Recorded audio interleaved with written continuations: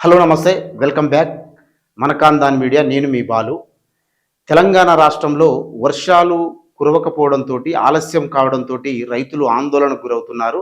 అంటే దాదాపు ఖరీఫ్ సీజన్కి సంబంధించి ఆరుద్ర కార్తె, అంటే ఆరుద్ర కార్తె అనేది ఆదివారంతో నిన్నటితోటి ముగించడంతో వర్షాలు పడవు అనే ఒక ఆందోళనకు గురవుతున్నారు. అంటే ఎప్పటికైనా ఆ ఆరుద్ర కార్తెలోనే ఎక్కువగా వర్షాలు కురిసాయి అన్నట్టు. జూలై మొదటి వారంలోనే రైతులు ఎప్పుడైనా కూడా వరికి సంబంధించి వరి నాళ్లను, అంటే వరి మడులకు సంబంధించి అవి సాగు చేసుకొని సిద్ధమయ్యేటోళ్ళు జూలై మొదటి వారంలోనే. అంటే దాదాపు జూలై మొదటి వారంలోనే ఆ వరి నారుకు సంబంధించి మళ్ళను దున్ని అక్కడ సాగు చేసి వరి కూడా వేసేవాళ్ళు. దాదాపు ఈ జూలై మొదటి వారంలోనే వరికి సంబంధించింది పూర్తయ్యేది. కానీ ఈసారి అలా లేదు.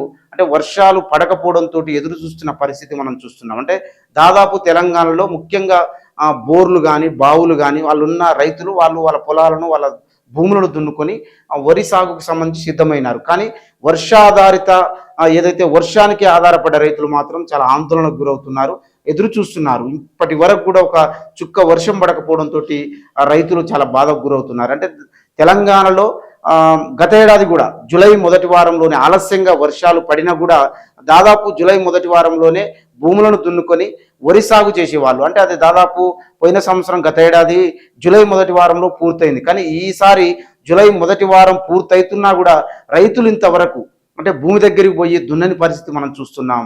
అంటే రైతుల్లో ఇంకో ఆందోళన పరిస్థితి ఏంటంటే ఆ ఎల్నినో అనే ఒక వాతావరణ హెచ్చరిక వల్ల ఈసారి వర్షాలు పడడం కొద్దిగా ఆలస్యం అవుతుంది, వర్షా శాతం తక్కువ ఉంటుందన్న ఒక వాతావరణ హెచ్చరికల వలన కూడా రైతులు తమ భూమి దగ్గరికి పోయి దున్నని పరిస్థితులు మనం చూస్తున్నాం.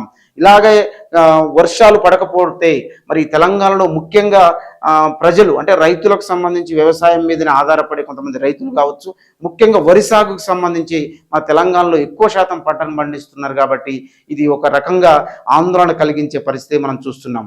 అంటే ఉత్తర తెలంగాణలో ఒక నానుడి ఏంటంటే, అంటే వర్షాలు కురియకపోవడంతో ఈసారి కాలం ఎత్తేసింది, కాలం పోయిందనే నానుడి కూడా మనం చూస్తున్నాము.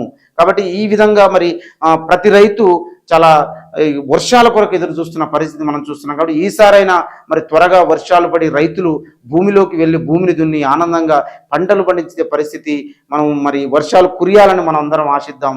ఈసారైనా పంటలు పండి మనందరం ఆనందంగా మరి పంటను పండించుకొని తినే పరిస్థితి ఉంటుంది. కాబట్టి మరి ఇది ఈరోజు రైతుకు సంబంధించిన మరి వర్షానికి సంబంధించిన టాపిక్. మరి ఈ టాపిక్ పైన మీ అభిప్రాయాన్ని కామెంట్ రూపంలో తెలియజేయండి.